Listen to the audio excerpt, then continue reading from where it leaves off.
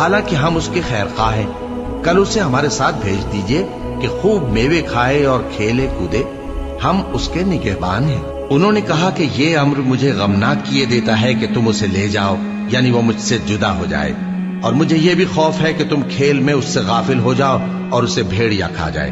وہ کہنے لگے کہ اگر ہماری موجودگی میں کہ ہم ایک طاقتور جماعت ہیں اسے بھیڑیا کھا گیا تو ہم بڑے نقصان میں پڑ گئے۔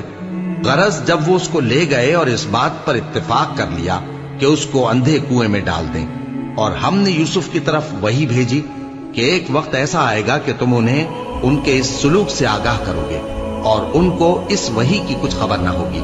اور یہ حرکت کر کے وہ رات کے وقت باپ کے پاس روتے ہوئے آئے، کہنے لگے کہ ابا جان، ہم تو دوڑنے اور ایک دوسرے سے آگے نکلنے میں مصروف ہو گئے اور یوسف کو اپنے اسباب کے پاس چھوڑ گئے تو اسے بھیڑیا کھا گیا، اور آپ ہماری بات کو گو ہم سچ ہی کہتے ہیں باور نہیں کریں گے۔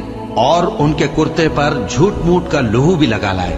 یعقوب نے کہا کہ یوں نہیں ہے، بلکہ تم اپنے دل سے یہ بات بنا لائے ہو۔ اچھا صبر، کہ وہی خوب ہے، اور جو تم بیان کرتے ہو اس کے بارے میں اللہ ہی سے مدد چاہیے۔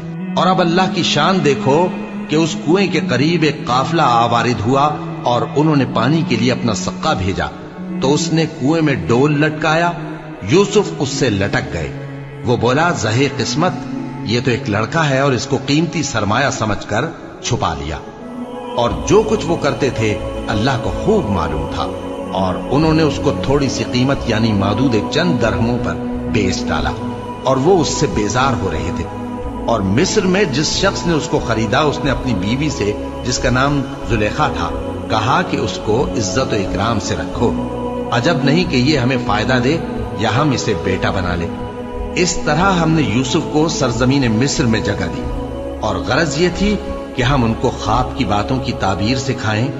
اور اللہ اپنے کام پر غالب ہے، لیکن اکثر لوگ نہیں جانتے۔